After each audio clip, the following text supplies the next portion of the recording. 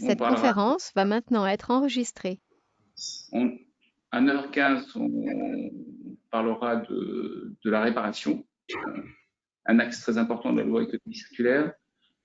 Euh, il y a aussi d'ailleurs en sous-jacent les aspects réemploi. 9h30, les collectivités qui ont toujours un rôle central dans les filières REP et notamment sur les filières des 3E. 9h45, gestion des invendus, c'est effectivement un sujet qui a été très important, qui se traduit concrètement. 10h, les nouvelles filières. Donc il y a le dispositif de la responsabilité élargie des producteurs est étendu. Et finalement, les questions se posent de comment on fait cette extension et comment surtout on arrive à rendre le dispositif le plus efficace possible. Et 10h15, le point de vue des opérateurs, et notamment, je veux dire, dans ces périodes un peu difficiles de la crise de Covid-19. Voilà. Et puis, donc, à 10h30, normalement, on devrait avoir fini. Alors, sans transition, je vous donne quelques informations sur l'année 2019. Alors, c'est une forte croissance. Alors, cette planche, en fait, définit d'une manière générale ce que, du point de vue écologique, sont les missions essentielles d'un éco-organisme.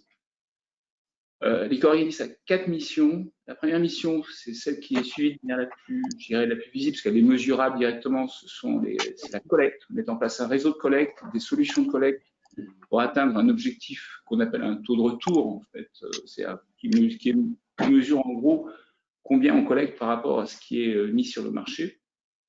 Donc c'est le premier objectif, c'est l'objectif de collecte, et c'est des tonnes. Le deuxième objectif, c'est la performance de recyclage et de dépollution, en fait, de valorisation. Il y a derrière tout ça tous les développements techniques pour aller chercher les fameuses matières critiques, mais il y a un principe de base, je dirais, c'est quel est le taux de recyclage que l'on atteint sur la filière. Donc c'est le travail que l'on fait avec les opérateurs. Le troisième objectif, c'est la conformité réglementaire. C'est d'une certaine manière l'agrément d'écologique est une garantie de conformité.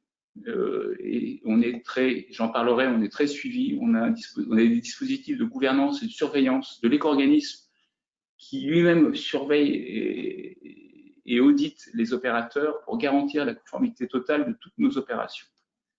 Et le troisième axe, c'est l'axe en fait de la loi économie circulaire, hein, c'est la prévention.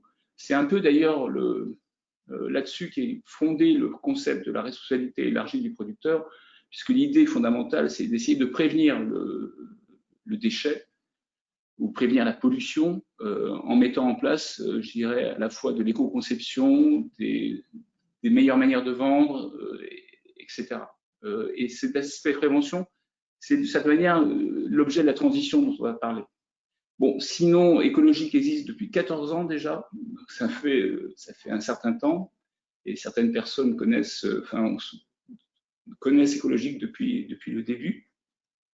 On a aujourd'hui 2076 producteurs adhérents, et on est une société de maintenant 43 je dirais, collaborateurs, et on a fait un gros effort de développement parce que finalement le dispositif devient de plus en plus complexe, on a besoin de ressources en interne, et on a 11 nouveaux collaborateurs qui nous ont rejoints en 2019.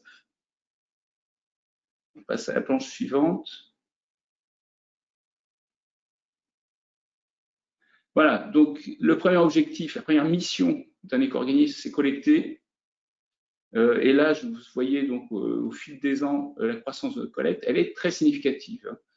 Sachant qu'on est parti de zéro en 2007, parce que 2006, la filière a travaillé pendant 2 mois, 1 mois et demi même.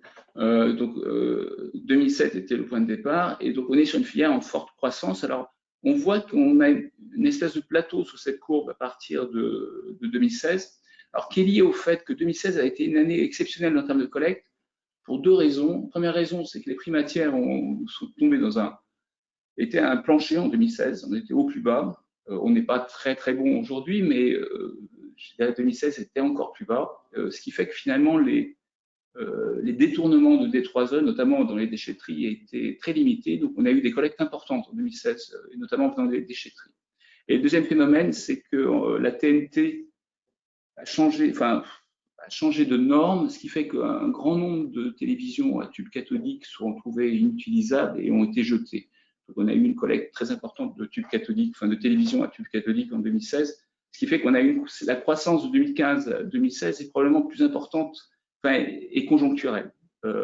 Mais on voit qu'on est malgré tout sur une forme de plateau en 2018 et 2019 marquait pour écologique un redémarrage de la croissance et pour les assez significatif. Bon, on verra qu'en 2020, les choses sont un peu plus difficiles du fait de la crise de la pandémie. Mais néanmoins, je pense qu'on est sur une filière qui a une certaine dynamique de croissance. Alors, il y a des limitations, parce qu'il est clair que l'objectif que l'on atteint là de près de 200 000 tonnes, donc c'est ménager et pro en fait, ne permet pas de respecter, sur la partie ménager, l'objectif de 65% des taux de retour. Donc c'est 65% des mises sur marché qui sont fixées par l'Europe. Et on en reparlera, mais je dirais, on met en place une étude, on a mis en place une étude gisement pour comprendre finalement quelles étaient les fuites en termes de gisement de déchets d'équipements électriques, électroniques, et trouver des solutions pour à nouveau croître en termes de collecte. Voilà, sur la planche suivante. Alors, la deuxième mission, c'est recycler. Donc là, ce que l'on voit sur ce diagramme, alors qui est vraiment tout D3E confondus, ménager et pro, donc c'est un grand mélange parce qu'il y a des distinctions assez importantes d'un produit à l'autre, bien sûr. Le taux de recyclage en moyenne est de 73%, la valorisation qui est une valorisation énergétique de 10%, l'élimination de 14%, et la réutilisation pour l'écologique 3%. Donc, plusieurs remarques. Première remarque, effectivement, 3% de réutilisation, c'est pas mal, mais il y a un gros travail qui sera fait à l'avenir pour essayer d'augmenter ce chiffre. L'élimination de 14% est assez importante. Et le fait est qu'au fil des ans, les contraintes de dépollution devenant de plus en plus difficiles, on a du mal à contrôler cette élimination. Elle a plutôt tendance à croître qu'à décroître, de manière un peu étrange. Je vais donner deux exemples. Le premier exemple, c'est le verre au plomb des tubes cathodiques, qui était, je dirais, jusqu'à il y a 3 ou 4 ans, qui était recyclé. Il servait typiquement pour faire de l'émail sur des carrelages, et maintenant n'est plus recyclable. Il est considéré comme dangereux, donc il est enfoui en tant que déchet dangereux. Et l'autre exemple, c'est les plastiques bromés, qui effectivement étaient recyclés au début de la filière, et qui maintenant ne peuvent plus être recyclés, donc sont incinérés, déchets dangereux. Donc on se trouve dans des situations, finalement, on découvre des polluants, finalement, dans nos produits qui font qu'on lutte pour conserver un taux de recyclage, je dirais, suffisant, significatif, conforme aux objectifs européens, et que ce n'est pas un travail qui est aussi facile que ça demande des développements technologiques avec les opérateurs. La planche suivante. Alors, maîtriser le risque et la conformité, je vous ai dit que c'était finalement l'objet de l'agrément, d'une certaine manière, d'un éco-organisme. Je voulais signaler finalement que le fonctionnement de l'éco-organisme est déjà très encadré. Outre, je dirais, le conseil d'administration et les sociétés de droit privé, on a un censeur d'État qui participe à tous nos conseils d'administration et donc qui suit tous les aspects financiers de l'éco-organisme de manière très précise. On est même audité par la Cour des comptes. Et d'ailleurs, notre Premier ministre, Jean Castex, a fait l'audit des filières REP, je crois que c'était en 2014. Donc, c'est une bonne nouvelle. On a un Premier ministre qui connaît les filières REP. Donc, on est très suivi par les pouvoirs publics. L'ADEME est aussi, je dirais, l'organisme qui suit la filière. Et on va voir d'ailleurs que dans le cadre de la loi économie circulaire, son pouvoir de contrôle et d'audit, de projet pour évaluer les impacts et les fonctionnements des filières va être largement augmenté. Une redevance va être payée à l'ADEME pour qu'ils mettent en place des outils pour mieux suivre encore les filières REP et écologiques, les éco-organismes en général. On a un audit périodique certifié de conformité au cahier des charges agrément. Et il y a un grand nombre. Il y a un certain nombre de comités et de commissions qui permettent finalement de gérer la gouvernance des filières. Donc, il y avait la fameuse commission d'agrément des filières, bon, qui ne s'est pas réunie depuis un certain temps, qui est devenue transversale aujourd'hui et qui va rester transversale à l'avenir. Il y a le comité d'orientation opérationnelle qui permet de gérer, d'aider, de contribuer à la gestion et à la gouvernance des éco-organismes du point de vue des opérateurs. Donc c'est un comité paritaire entre opérateurs et éco-organismes qui permet de gérer les aspects techniques de notre filière et stratégiques aussi. Il y a le comité de conciliation qui permet de gérer les relations entre la filière des 3E et les collectivités locales. Voilà. En termes de traçabilité et d'audit opérationnel, on audite chaque année tous nos opérateurs sur des audits assez approfondis, qui créent d'ailleurs de charges administratives pour tout le monde. On s'appuie sur la norme Sénélec et on s'appuie sur le référentiel européen du WILABEX pour démontrer la conformité à cette norme Sénélec de toutes nos opérations. Par ailleurs, notre métier, c'est de tracer les tonnes des 3E, tracer les fractions qui sont issues des traitements des 3E, etc. Donc, on a des outils informatiques que l'on développe et qu'on redéveloppe sur ce sujet. Je ne sais pas si c'est la bonne planche, Ludovic. Voilà. Là, c'est blanc. C'est étrange.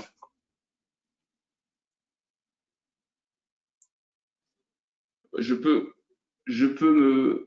me passer de la planche, en fait, si vous le... T'inquiète pas. Donc, la planche qui manque, enfin, il y a deux planches qui manquent. Il y a une planche sur l'innovation. Donc, je vais décrire juste par les mots. Donc, il est très important pour les économistes d'innover notamment sur nos missions de collecte. Donc, on travaille, on expérimente dans différents secteurs. Alors, on avait cité sur une planche que vous recevrez peut-être a posteriori l'expérience YoYo, qui est une collecte, je dirais, solidaire, locale. L'idée, c'est de générer une communauté de collecteurs et une espèce de hiérarchie de collecteurs qui permettent, parce que la difficulté de la collecte de nos produits, c'est ce qu'on appelle la micro-collecte, c'est le retour de proximité. Donc, si on génère les énergies localement pour à la fois communiquer et faciliter le geste de tri, on est capable de faire remonter, même dans les milieux très denses, qui posent un problème, nos déchets de manière très efficace. Donc, c'est l'expérience YoYo. On a par ailleurs, et ça c'est quelque chose sur lequel on travaille, on le voit d'ailleurs dans le dos de Ludovic, que j'ai à l'écran, peut-être pas tout le monde, l'Electribox, un dispositif qui permet de trier ces déchets au bureau, en fait, de rapporter ces déchets au bureau. Et on doit, je dirais, avancer sur les aspects, je dirais, collecte. On avance aussi sur des aspects études comportementales, parce que finalement, le geste de tri est un geste social. Il est important, donc on travaille dans ces domaines. J'ai parlé de l'étude gisement, c'est très important de comprendre pourquoi la filière des 3E, qui de mon point de vue, alors évidemment j'ai un point de vue un peu biaisé, mais honnêtement je pense sincèrement qu'on fait tous les efforts nécessaires. Pourquoi on sature autour de 52-53% de taux de retour par rapport aux mises sur le marché. Et donc on a lancé avec nos confrères écosystèmes, PV Cycle, et dans le cadre d'OCD 3E, leur release coordinateur, une grande étude gisement, une étude assez massive pour essayer de comprendre finalement ce que devenaient les flux. Et on a identifié les aspects export, les aspects... Il y a effectivement des flux qui finissent encore dans les ordures ménagères et sur lesquels il faudra travailler, c'est le geste de tri justement, et encore un traitement illégal de certains déchets. Donc l'idée, c'est de bien identifier toutes ces fuites pour les maîtriser ensuite, en fait. Et bien sûr, on doit travailler sur les filières de traitement Ah ben, c'est à l'écran maintenant. Donc le sujet, par exemple, c'est, enfin, on a MMA2, c'est un projet européen H2020. Et là, bon, l'idée, c'est le recyclage du PMMA. Donc le PMMA, c'est plexiglas. L'idée, c'est de faire du recyclage comme neuf, en fait. C'est-à-dire de régénérer du PMMA neuf avec le PMMA, je dirais, usagé. Et c'est un plastique qui se prête bien à ce genre de recyclage. C'est probablement plus difficile pour les autres plastiques. Et d'une manière générale, les plastiques, d'ailleurs, posent des difficultés sur les trois. La planche suivante, Ludovic, parce que je pense que je suis long, comme d'habitude d'ailleurs. Et c'est ma dernière planche. Cela étant, prévenir. Donc, je vous ai dit que c'était la 4e mission de l'éco-organisme, mais c'est aussi l'axe clé de la loi anti-gaspillage pour une économie circulaire, la loi AGEC. En fait. Et les sujets, je dirais, de prévention qui sont dans la loi AGEC de manière assez forte, c'est réparer. Alors, réparer, ça se traduit dans la loi économie circulaire par le fonds de réparation, qui est un fonds, qui est un dispositif extrêmement ambitieux en fait, simplement par son montant financier, hein, si on le calcule. L'idée, enfin, ce que proposent les pouvoirs publics, c'est de couvrir 20% du coût des réparations pour faciliter la réparation. En fait, le principe, c'est que les acteurs, les pouvoirs publics ont constaté que le consommateur préférait souvent racheter un produit que de le réparer. Donc, en réduisant le coût de la réparation, on espère privilégier un peu plus la réparation. Donc, l'idée qui est aujourd'hui dans les décrets qui circulent, il y a un décret qui est en consultation publique aujourd'hui, propose de couvrir 20% du coût de la réparation. Bon, reste à définir quelle réparation, quelle labellisation pour les réparateurs. Donc, il y a encore beaucoup de chemin et surtout, comment on va organiser tout ça en termes techniques, hein, de suivi de ces réparations, de preuve de la réalité de la réparation, de preuve de la qualité de la réparation, etc. Donc, ça, c'est un gros travail qui est devant nous, qui devrait déboucher, je dirais, sur un dispositif qui, j'espère, sera totalement efficace pour notre société et dans l'intérêt général. Le deuxième point très important en termes de prévention, c'est le réemploi et la réutilisation. Et là aussi, la loi économie circulaire a défini un fonds, le fonds de réemploi, qui est défini en termes de montant, plus ou moins, puisqu'il est au moins de 5% des contributions. Je rappelle que les contributions sur la filière des 3E, c'est de l'ordre de 300 millions. Donc 5%, ça fait à peu près 15 millions sur la filière des 3E, en fait. Avec deux modalités d'utilisation de ce fonds qui ont été discutées hein, lors de débats sur le texte, sur le décret. Une modalité qui est une modalité plus de consultation contractuelle et une modalité, je dirais, de guichet, hein, qui est vraiment une subvention. Bon, tout ça, là aussi, demande encore pas mal de discussions et c'est le sujet des discussions aujourd'hui qui sont très importantes parce que, à nouveau, hein, personne ne doute de la pertinence de la réparation ou du réemploi.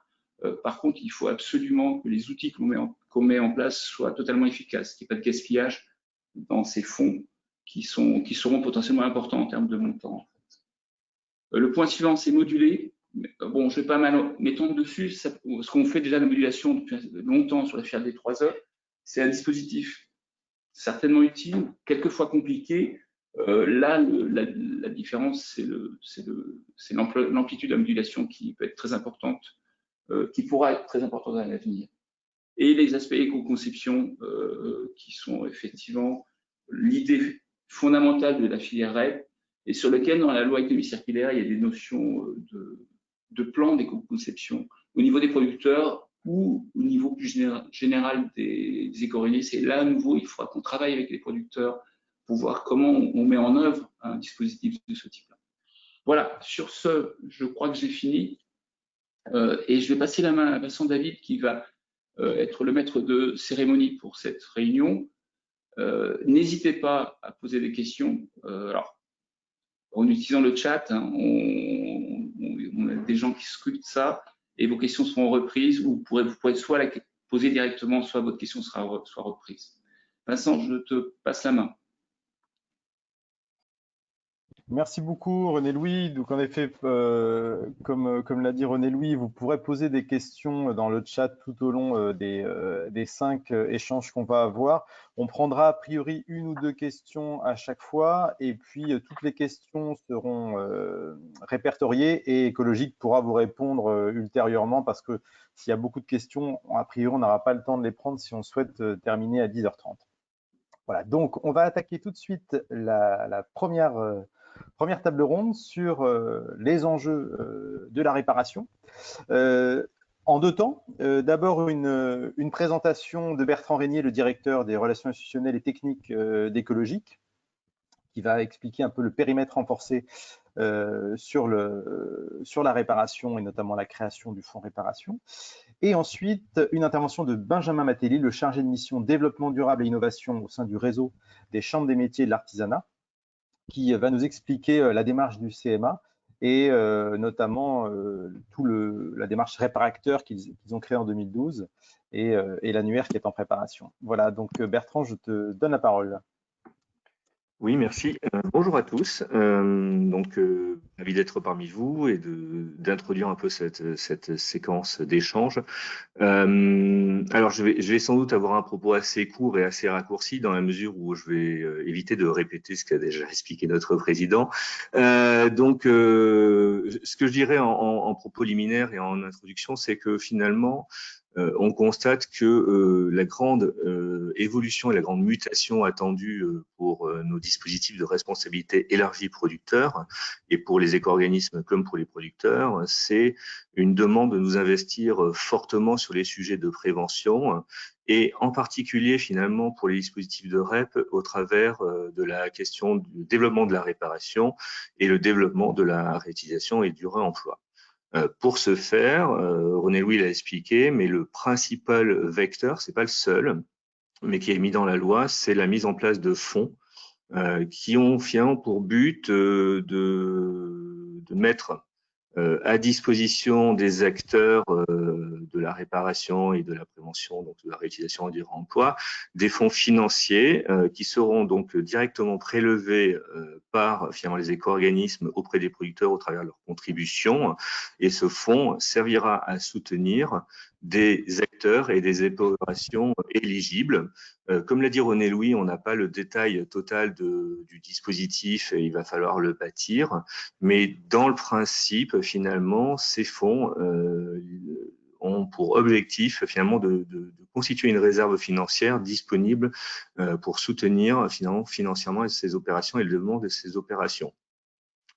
On a pour nous quelques enjeux pratico-pratiques qui sont de bien caler ce dispositif. Les enjeux financiers sont quand même très importants et dépendent beaucoup finalement du cadre dans lequel finalement qui va nous être demandé, finalement quel produit est éligible. Il faut savoir que la filière des 3E est très visée par les questions de réparation et de réutilisation en réemploi. Hein. La finalité, c'est l'allongement de la durée de vie des produits.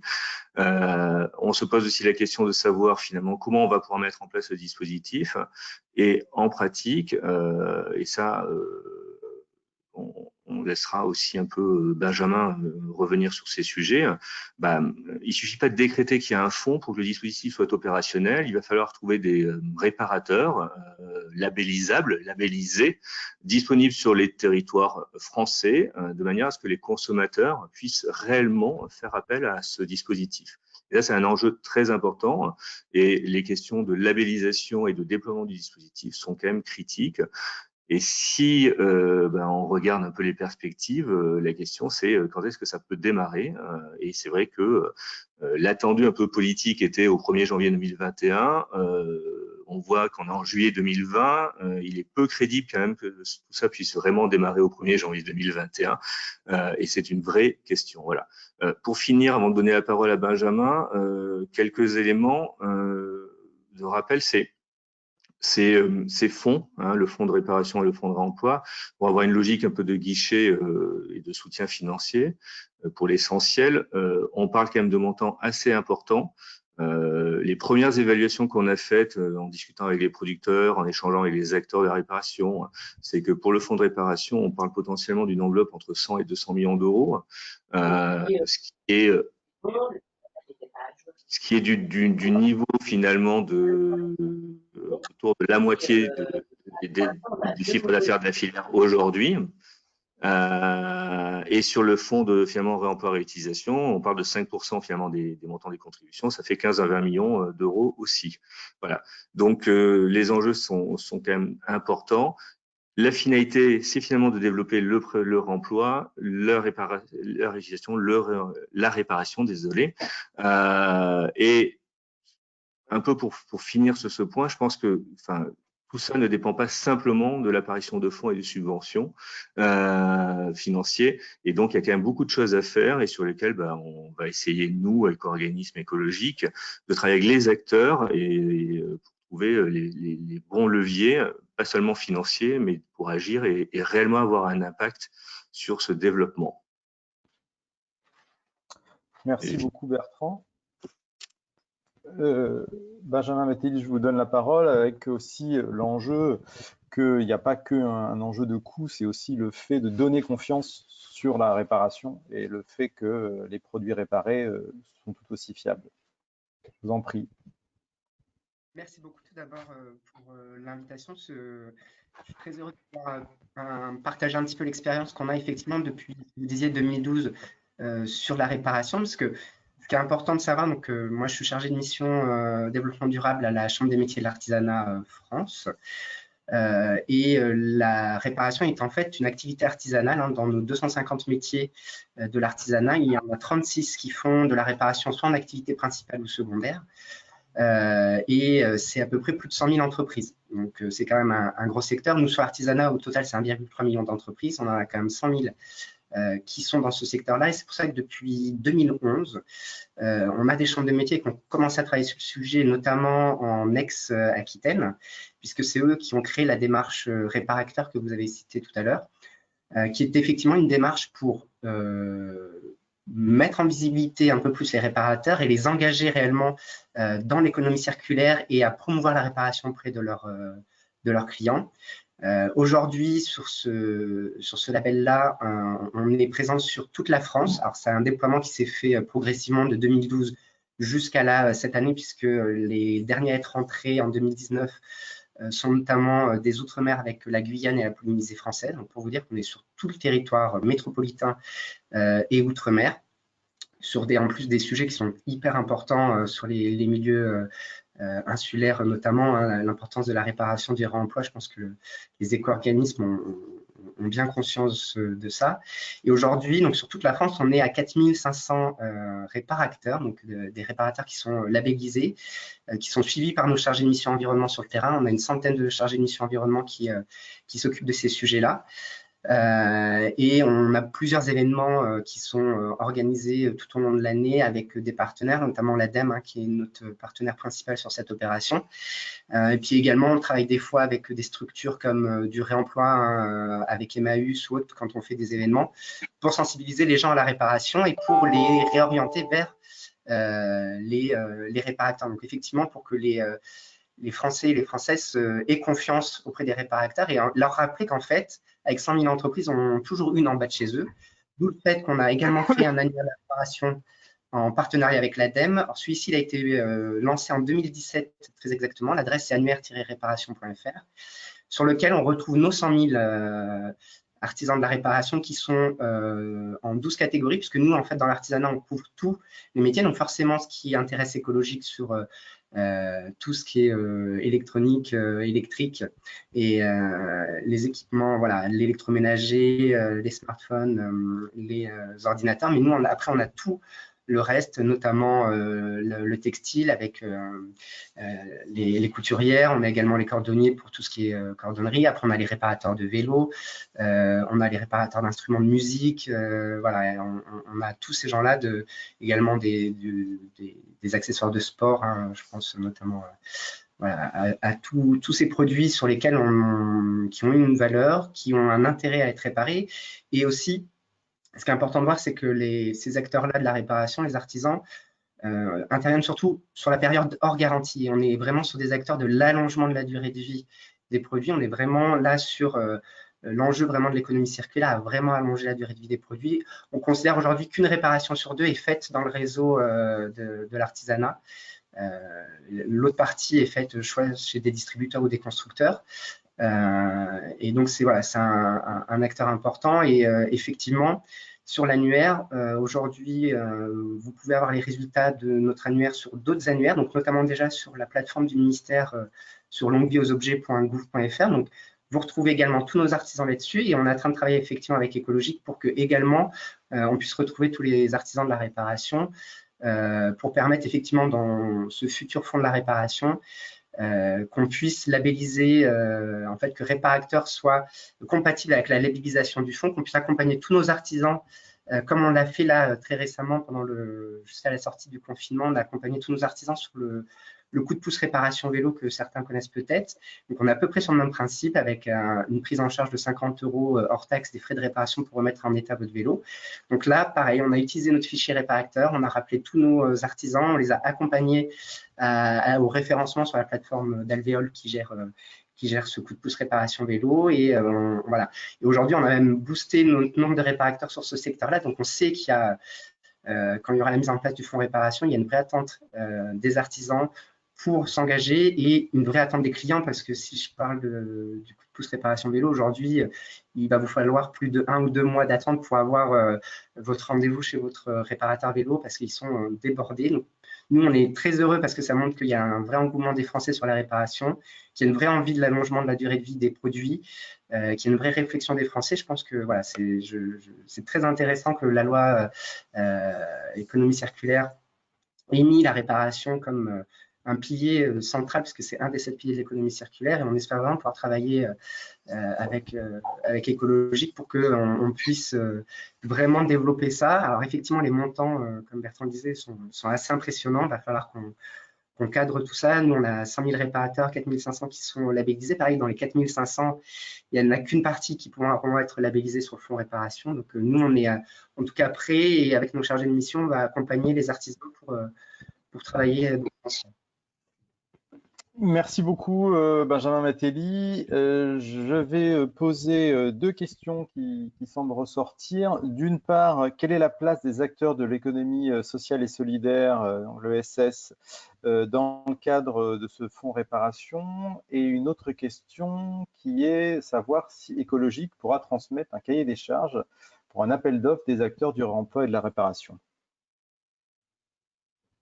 Je vais me permettre de répondre. Ouais, je vais répondre. Alors sur le premier point, et Benjamin complétera, je pense éventuellement d'ailleurs sur ce point-là, parce que je ne connais pas particulièrement les relations entre la CMA et le secteur de l'économie sociale et solidaire, mais je pense qu'il y a des choses qui se font. Alors la première chose, c'est que en fait, il faut distinguer finalement les 2 fonds, puisque les 2 fonds n'ont pas tout à fait la même logique. Le fonds de réparation, ça va être une logique de guichet avec un soutien de l'acte de réparation, avec, comme l'a dit René Louis, a priori 20% du montant de la réparation sera finalement remboursé aux consommateurs dans des réseaux de réparateurs labellisés. Pourquoi je dis ça? C'est que finalement, les réparateurs labellisés, finalement, l'éligibilité, ça sera sur la labellisation, en fait. Et globalement, le principe est ouvert. On n'a pas encore déterminé les critères de labellisation, c'est un vrai sujet. Et comme je disais, c'est aussi un sujet d'égalité aussi, c'est-à-dire qu'il va falloir trouver des critères qui soient applicables sur tout le territoire national, accessibles finalement au plus grand nombre, tout en privilégiant quand même une notion de qualité et de professionnalisme. Donc pour moi, il n'y a pas d'opposition entre finalement l'économie sociale et solidaire et le professionnalisme, sauf que évidemment, pour la réparation et pour consommateur, il est important qu'on ait des acteurs professionnels sur le sujet, et donc ce ne sera pas forcément un critère qui sera pris en compte de manière spécifique, mais il n'y a pas d'exclusion. Sur le deuxième sujet, par contre, le fonds de réemploi et réutilisation, il est clairement fléché en grande partie vers les acteurs de l'économie sociale et solidaire. Le dispositif encore n'est pas totalement final.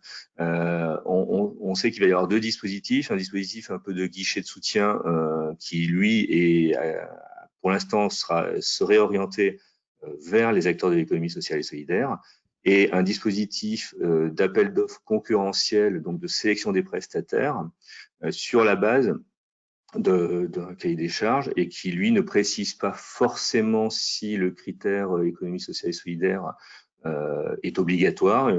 C'est pas impossible, on ne sait pas encore le dispositif final, mais ça sera en tout cas un des critères de cette sélection.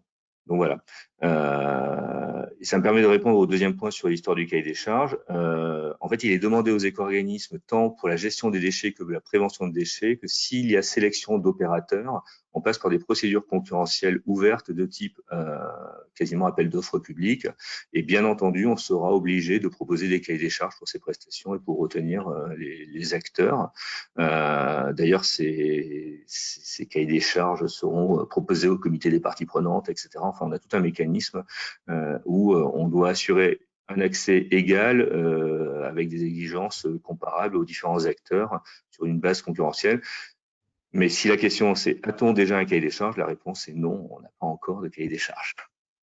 Merci beaucoup Bertrand. Juste peut-être, est-ce que tu peux préciser quand l'annuaire dont a parlé Benjamin Matelli sera disponible, l'annuaire d'écologique? Oui, je peux le faire, oui. Donc on prévoit de mettre à disposition ces informations dès septembre, et on travaille d'ores et déjà sur le sujet. Merci beaucoup à tous les deux. Je vais tout de suite enchaîner sur la deuxième table ronde, donc sur l'évolution du rôle des collectivités territoriales et notamment à leur réaction par rapport à la GEC. Et je vais redonner la parole à René Louis, qui va dialoguer avec Bertrand Bohin, le délégué général du Cercle national du recyclage. René Louis, c'est à vous.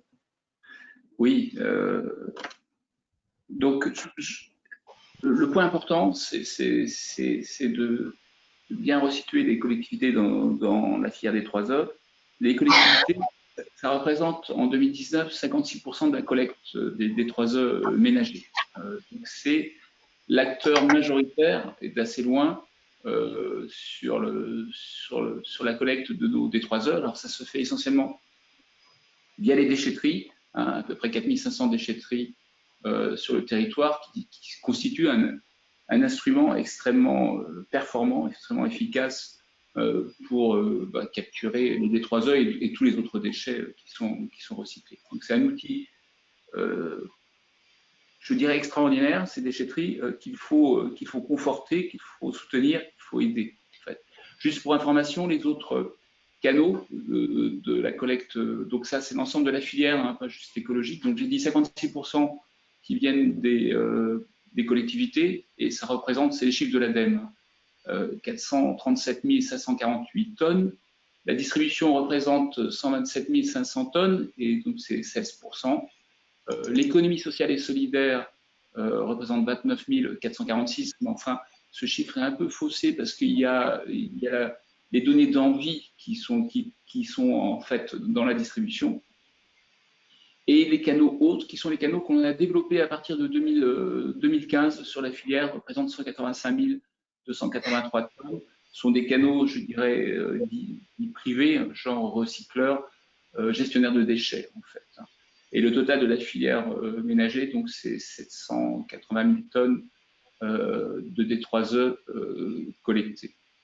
Voilà. Donc, je reviens sur le rôle essentiel des collectivités. Les déchetteries, qui sont un outil éprouvé, mais sur lequel il faut qu'on travaille encore, notamment sur les aspects sécurité et sur les aspects qualité du tri. Hein. On a deux problèmes aujourd'hui sur les déchetteries. Le premier problème, on l'a abordé depuis un certain temps, on travaille, mais c'est un travail de fourmi sur comment éviter finalement le vol des métaux en fait, hein, sur les déchetteries et des prélèvements sur les déchetteries. Donc c'est la sécurité de la déchetterie. Et ça, je pense, ça sera l'objet de discussions à l'avenir. On en reparlera avec Bertrand et ses confrères qui représentent les collectivités sur la qualité du tri, à la fois pour essayer d'éviter. On constate beaucoup de départs de feu en fait sur notre filière de logistique. Et il est très important que l'on traite ce problème à tous les niveaux. Et clairement, on pourra faire quelque chose, ça ne fera pas tout, mais on pourra faire quelque chose au niveau de la déchetterie en augmentant en général. Un problème, hein, je vais dire les choses très pragmatiques. Le problème essentiel, c'est les batteries lithium, qui sont des concentrés d'énergie. Et le lithium est un produit inflammable, en fait. Ce qui fait qu'en pratique, on est face à des produits qui sont relativement dangereux et qui demandent une logistique particulière. Donc, la logistique démarrage de nouvelles collectivités, ça fait partie des discussions qu'on aura. Par ailleurs, je dirais, pour la loi économie circulaire, il y a un certain nombre de nouveaux services finalement qui doivent être fournis par les collectivités à la filière. C'est comme ça que je le considère, hein, Bertrand. Donc, notamment sur les aspects zones de réemploi, il y a dans la loi économie circulaire une obligation pour les collectivités de consacrer de l'espace au réemploi et qui va se combiner avec la notion de fonds de réemploi, je pense. Et là, il y a tout un travail qu'on doit faire, qui est un travail tripartite, donc collectivités, éco-organismes et opérateurs du réemploi pour définir ce dispositif. Il y a aussi les aspects déchets sauvages. Là, je pense qu'il y a une discussion qu'il faut qu'on ait pour contribuer finalement dans la loi à la prise en charge de ces dispositifs, sans pour autant que ça induise des comportements néfastes. Hein. Il est très important de prévenir à nouveau ces déchets sauvages plutôt que de faire du curatif a posteriori. Donc ça, c'est une discussion qu'on doit avoir avec les collectivités. Voilà, c'est en gros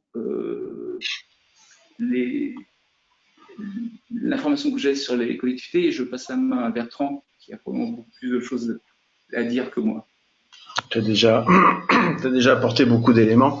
Comme tu l'as dit, aujourd'hui, c'est 56-60% des tonnages collectés pour les ménages qui transitent par les collectivités et essentiellement par les déchetteries. Il y a toujours un objectif au niveau des collectivités, c'est bien évidemment d'améliorer les quantités collectées pour qu'un minimum de déchets finissent dans les ordures ménagères ou dans les filières sans valorisation, on va dire. Et donc, il y a tout un travail sur les territoires d'identification des points de collecte pour vérifier s'ils sont suffisants en termes de quantité, mais aussi en termes de qualité. Là, je fais toujours un petit point personnel. Il n'y a rien de plus déprimant que de vouloir ramener ces déchets à la filière, donc en recyclage, dans un endroit où ça déborde, où c'est pas collecté, où il y a un souci quelque part et on a moins confiance dans le dispositif. Et on se rend pas compte, mais chaque dispositif de collecte qui est un petit peu perturbé par ces éléments-là fait perdre beaucoup de crédibilité à la filière. Donc, il va falloir, comme tu l'as dit, hein, René-Louis, de manière très concrète, aussi bien au niveau des collectivités que dans tous les autres points de collecte, parce que mon Dieu, qu'est-ce qu'il y en a comme point de collecte, assurer un service de qualité propre, clair et efficace dans tous ces éléments-là. On a aussi identifié au niveau des collectivités des endroits, des zones où aujourd'hui le maillage est insuffisant.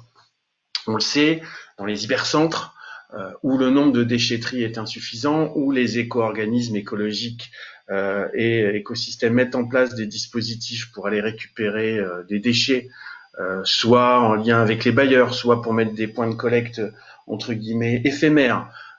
Et là-dessus, il faut beaucoup travailler parce qu'il y a encore dans ces endroits d'hypercentre un manque cruel de points de collecte, ce qui fait qu'à un moment ou un autre, malheureusement, l'usager ne peut pas se défaire facilement, on va dire, de ces déchets d'équipements électriques et électroniques et finit au final par le mettre dans la poubelle des ordures ménagères résiduelles. Et donc, c'est pas ce qu'on veut par rapport à cette question. Tu l'as dit, René-Louis, la zone de réemploi, donc ça va se développer. Il y en a déjà pas mal aujourd'hui. Et la loi anti-gaspillage économie circulaire met en place le principe d'une convention des collectivités locales, justement pour les structures de l'économie sociale, pour qu'ils puissent ponctionner certains types de produits réemployables, réutilisables. Donc là, il y a un savoir-faire à avoir, hein, parce que tous les déchets qui transitent par les déchetteries ne sont pas réutilisables ou réemployables. Donc au niveau du CNR, hein, on est en train de préparer cette convention type qu'on apportera à nos collectivités adhérentes. On est en lien avec notamment le réseau des ressourceries qui nous aide pour écrire ce document, cette convention, à mettre à disposition des collectivités locales. Un autre point, alors tu t'en as un peu parlé, c'est le gisement disponible à la collecte, parce qu'aujourd'hui on ne sait pas où on va en termes de performance de collecte. L'objectif, c'est toujours d'aller en chercher plus, bien évidemment, parce qu'on sait qu'il en reste toujours soit stocké chez les habitants, soit dans les ordures ménagères résiduelles. Il y a aussi pas mal de canaux, entre guillemets, illégaux sur lesquels il va falloir qu'on travaille. Tu l'as dit, sur la sécurisation des déchetteries, il faut qu'on continue à éviter le pillage dans les bennes des 3E, bien évidemment. Là, il y a un gros travail qui est fait avec les éco-organismes, justement, avec tout un système d'aide financière sur les dispositifs qui sont mis en œuvre. Je pense notamment à tout ce qui est vidéosurveillance qui fonctionne pas mal. Il y a un travail qu'il faut qu'on fasse aussi au niveau européen pour éviter que certains types de déchets passent les frontières pour se faire racheter en liquide à l'étranger, entre guillemets. Il faut qu'on bosse au niveau européen pour empêcher le rachat du métal en liquide, comme on l'a fait en France. Et donc ça permettra aussi que ces déchets reviennent un peu dans les filières classiques et soient remises aux filières agréées pour dépollution et pour traitement et valorisation. Donc voilà, moi j'avais relevé aussi un élément important où tu disais aussi que, René-Louis, la croissance du gisement qui va à l'élimination par rapport au principe des produits dangereux contenus dans les équipements électriques et électroniques. Et c'est tout l'intérêt, à mon avis, de développer un maximum l'éco-conception et les éco-modulations. Tu as parlé beaucoup des plastiques bromés. Et je pense qu'aujourd'hui, il y a encore beaucoup de choses à faire pour limiter un maximum ces plastiques bromés. Je sais que dans le temps, on les utilisait justement pour éviter que ça prenne feu, mais il y a beaucoup d'endroits où on les a mis par facilité. Il y a peut-être plus forcément besoin de mettre autant de plastique bromé partout, ce qui permettra là aussi de simplifier le recyclage des plastiques contenus dans les D3E. Donc beaucoup d'éco-conception, beaucoup d'éco-contributions à mettre en œuvre en amont pour qu'on puisse collecter plus au niveau des collectivités locales et mieux traiter et mieux recycler ces déchets quand on va les récupérer. Je pense que j'ai fait un tour assez complet, oui. J'allais dire, Juste voilà. peut-être tous les deux, est-ce que vous pouvez dire un mot sur la participation à la gouvernance des éco-organismes de la part des collectivités territoriales et également sur le comité des parties prenantes? Moi, je peux dire un petit mot. Alors aujourd'hui, on est en train de refondre un peu tout le dispositif suite au rapport de Jacques Vernier qui trouvait qu'il y avait trop de commissions. Aujourd'hui, on est en train de créer, on est en train de supprimer toutes les commissions des filières REP, on appelle les fameuses CF-REP, et on est en train de créer des comités des parties prenantes sous l'égide des éco-organismes eux-mêmes qui doivent inviter les représentants parmi une certaine liste. Voilà. Et aujourd'hui, le décret comité des parties prenantes est en consultation. Sauf que, comme on a été un peu fâché avec le ministère sur un autre sujet, le ministère a décidé par un texte d'exclure le CNR et Amorce, l'autre association de collectivités locales techniques, du comité des parties prenantes. Donc aujourd'hui, on travaille à pouvoir être réintégré dans ce comité pour pouvoir représenter les collectivités locales et faire valoir l'intérêt général de nos adhérents. Voilà. Donc aujourd'hui, on est en refonte de la gouvernance des filières, pas forcément des éco-organismes, la gouvernance des filières. Et c'est en pleine modification et on espère pouvoir faire bouger le fameux décret pour qu'on puisse continuer à travailler au sein des filières comme on l'a fait depuis 20 ans pour nous, tout simplement. Oui, je vais compléter cette réponse, parce qu'évidemment c'est un sujet très important. Le comité des parties prenantes représente les différents acteurs je dirais, de la filière. Donc, il y a les collectivités, les opérateurs, les producteurs et les associations environnement consommateurs. C'est quatre pôles, quatre groupes qui sont normalement paritaires, si j'ai bien compris, un nombre de voix égales sur chacun de ces pôles. Et effectivement, il devient. Alors, il était au niveau de la filière, ce dispositif, plus ou moins. La commission de filière. Il est internalisé dans chaque éco-organisme. Alors, on y a possibilité de le partager, mais ça, bon, je ne sais pas comment ça peut fonctionner.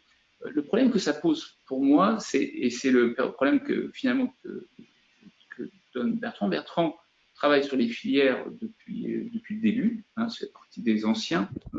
parfaitement ces filières REP, sont des dispositifs assez complexes en fait, hein, en termes à la fois de gouvernance, l'objet lui-même est compliqué, l'objet de traitement du D3E est très compliqué, le fonctionnement des déchetteries est compliqué. Enfin, il y a une complexité technique qui est insoupçonnée, je dirais, et l'idée de réserver, enfin d'exclure finalement des acteurs qui connaissent bien ce domaine de ces postes qui vont, à mon avis, être compliqués à remplir pour moi, un petit organisme de taille moyenne, parce qu'il y a des problèmes de disponibilité des gens, simplement, et à mon avis, une erreur. Hein. Il est très important, au contraire, d'être relativement ouvert et de ne pas s'arrêter à des problèmes. Donc là, j'ai l'exclusion qui est dans le texte aujourd'hui dit simplement qu'il faut que les représentants des collectivités n'aient que des élus à leur conseil d'administration, en fait.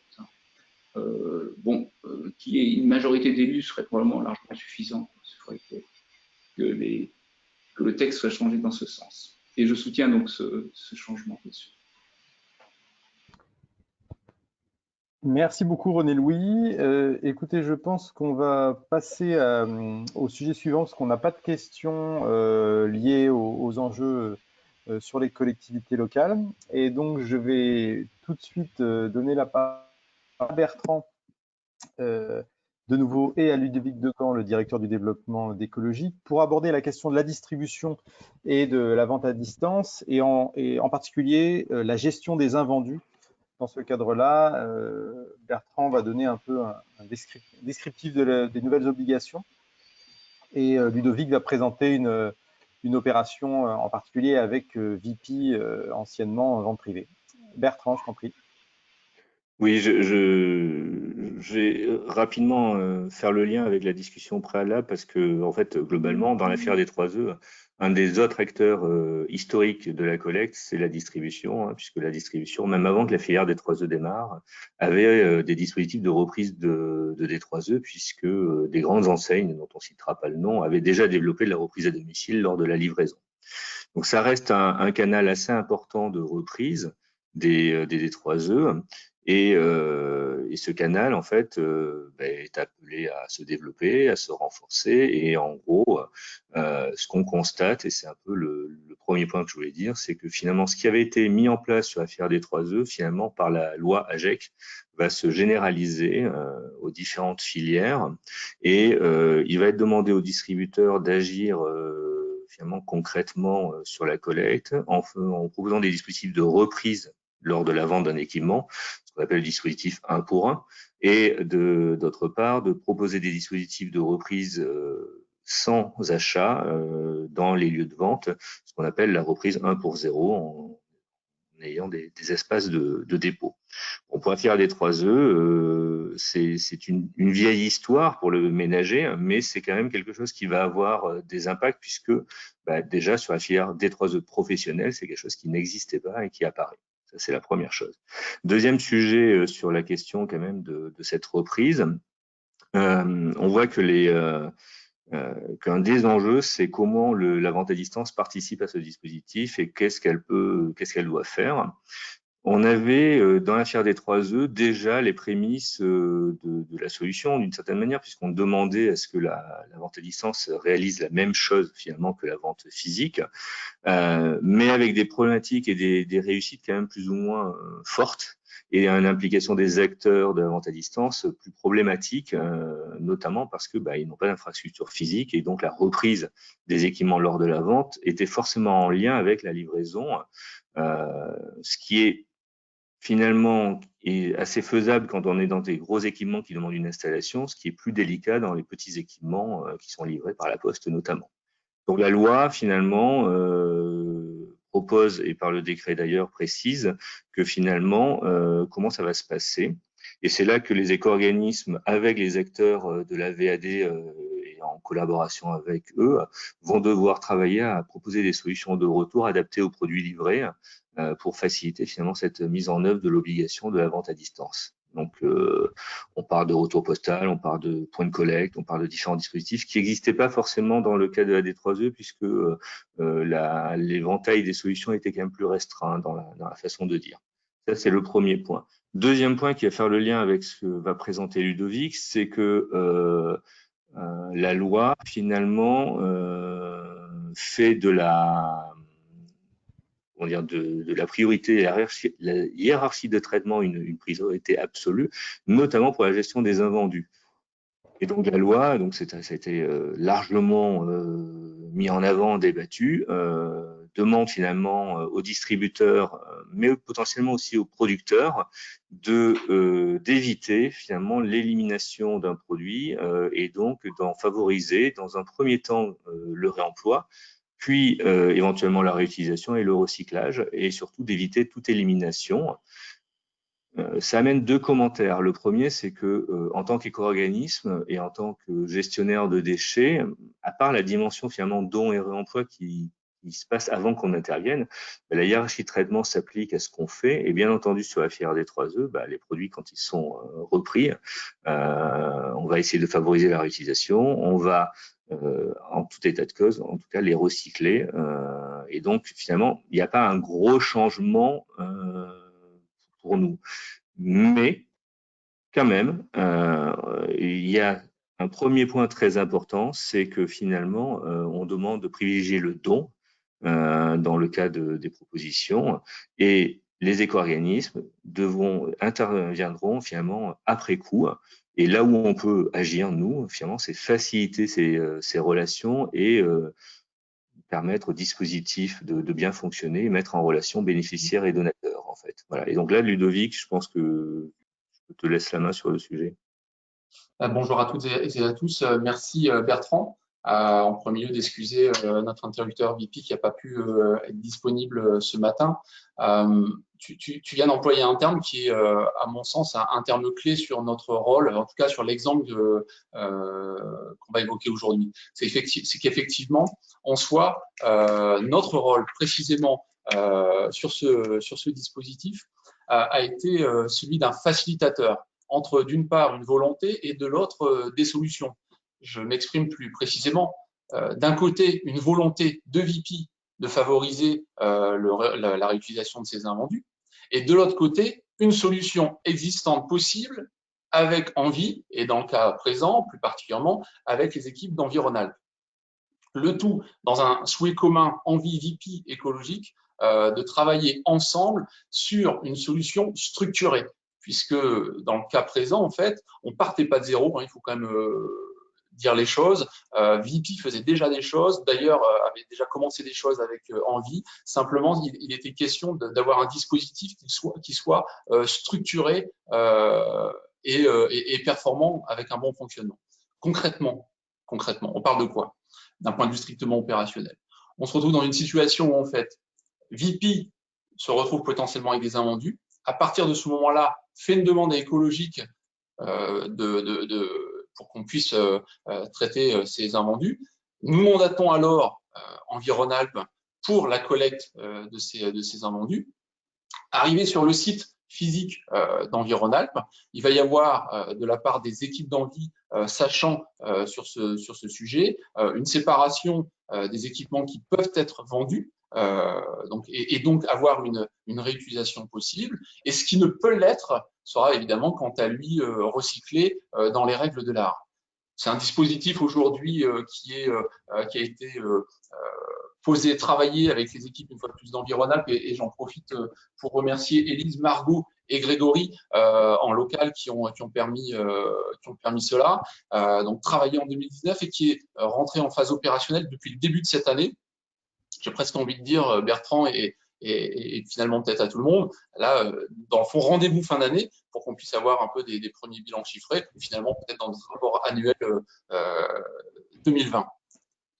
Un point important pour finir peut-être, c'est que c'est un échange, ce sujet-là est un échange qu'on a systématique avec notre réseau de distribution partenaire, et je dirais que quand c'est pas nous qui l'abordons, il est même aujourd'hui anticipé par nos partenaires de la distribution, sachant que certains, une fois de plus, ont déjà fait des choses. J'ai en tête une discussion pas plus tard qu'hier avec un distributeur qui s'appelle Lireco, donc là on est plutôt dans le monde de la distribution aux entreprises, bien l'IRECO s'est déjà pris en main, par exemple, et a déjà un dispositif opérationnel avec un acteur, en l'occurrence, qu'un certain nombre d'entre vous connaissent certainement très bien, qui s'appelle Phoenix. Donc vraiment, ce rôle pour nous un rôle de facilitateur par rapport à ce sujet-là. Merci beaucoup, Ludovic. On n'a pas de questions par rapport à la question de la distribution et des invendus. Par conséquent, je vous propose qu'on enchaîne sur le 4e sujet. Et du coup, Ludovic, tu vas bientôt retrouver la parole. Donc, la question des nouvelles filières, les enjeux d'un éventuel guichet unique.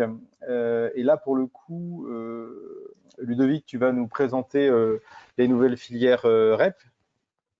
Qui sont en discussion. Et on donnera la parole à Jocelyn Loumetto, qui est le délégué général de la Fédération des professionnels de la micromobilité.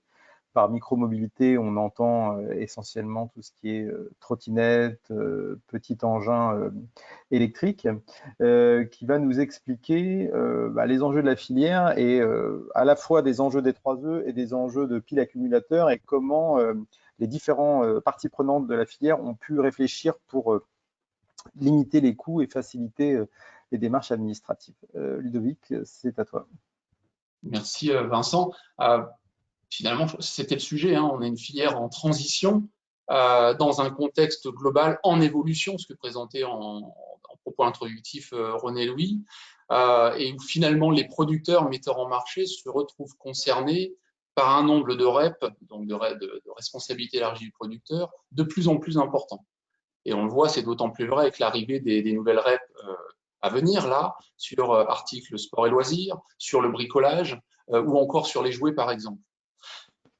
Sachant que en amont de cela, on observait déjà depuis quelques années plusieurs points, et je voudrais m'arrêter en tout cas sur 2 points en particulier.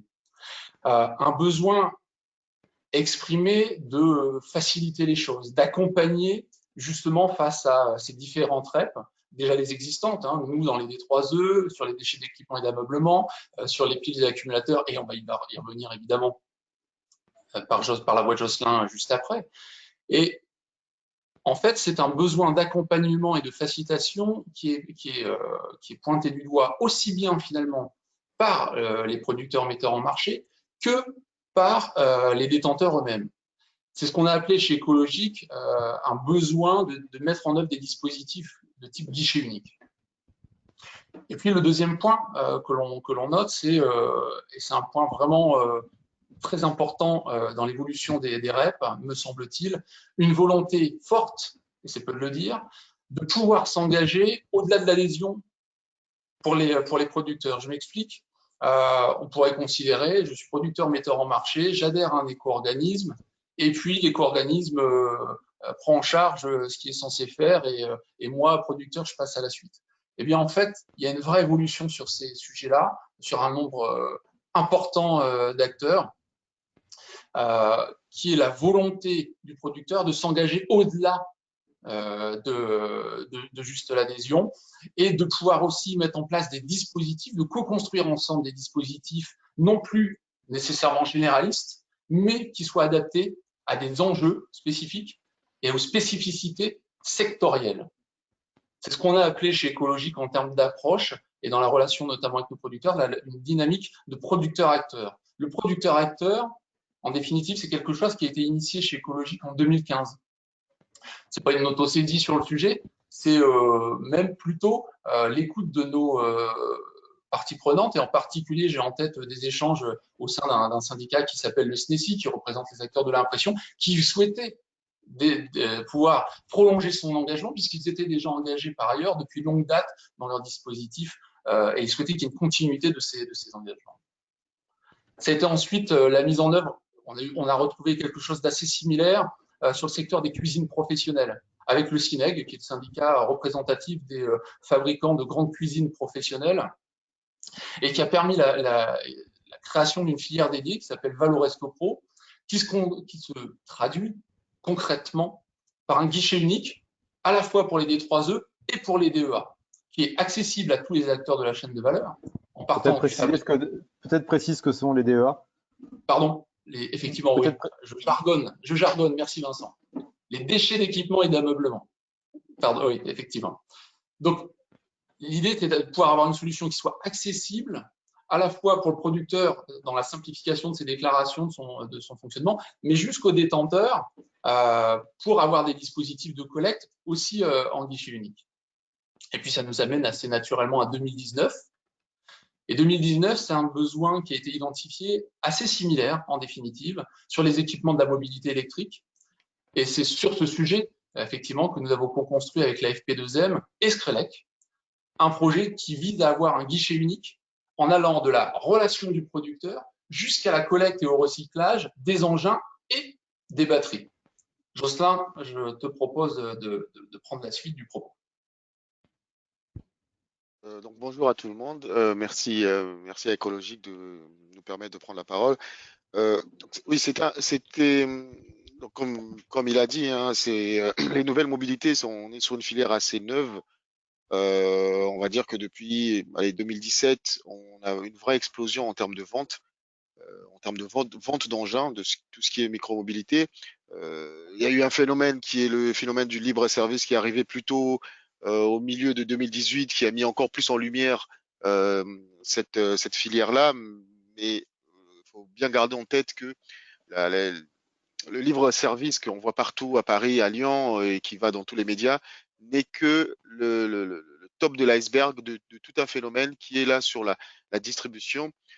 Juste pour vous donner des chiffres, 2019 par exemple, en 2019, c'est rien que sur les trottinettes électriques, hein, je ne parle pas de tous les autres engins, rien que sur les trottinettes électriques, qui est un peu ce qui est emblématique, c'est 478 000 engins vendus, quand en cumulé sur toutes les villes, les engins en libre service, on doit avoir entre 25 000 et 30 000 engins en libre service sur tout le territoire. Donc vous voyez bien qu'on a un rapport qui est très différent, un rapport de 10 à peu près. Donc on a énormément d'engins vendus depuis 2016-2017 et des acteurs qui sont assez neufs. Même si la grande distribution arrive depuis 2 ans de façon très forte, donc ce sont des acteurs qui savent ce que c'est que la D3E, qui savent ce que c'est que les problématiques batterie. Mais on a quand même beaucoup d'acteurs qui sont des importateurs, des fabricants, qui connaissent bien la D3E et qui connaissaient moins leurs obligations sur tout ce qui concerne notamment les batteries. Nous, très tôt à la FP2M, on a eu pour objectif d'accompagner ces acteurs-là, qui étaient beaucoup d'acteurs assez nouveaux.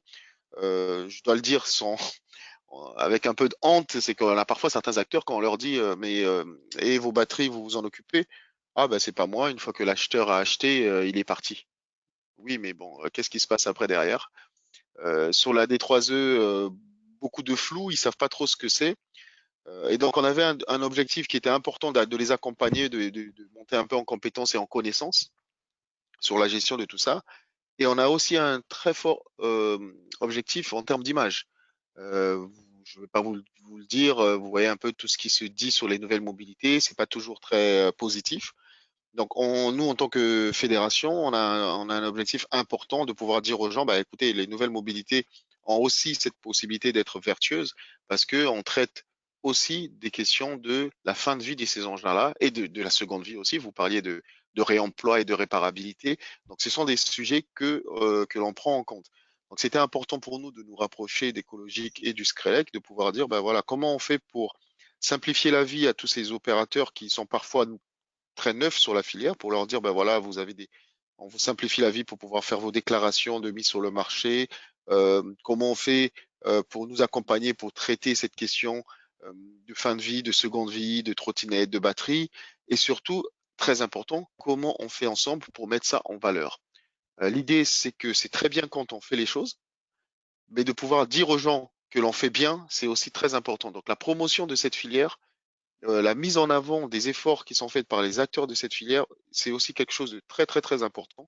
Et pour nous, il était impératif de travailler avec des éco-organismes, de nous s'associer à eux pour pouvoir dire, on met des choses en place, on simplifie la vie et surtout on met en visibilité, on met en lumière tout ce qui est fait par ces acteurs.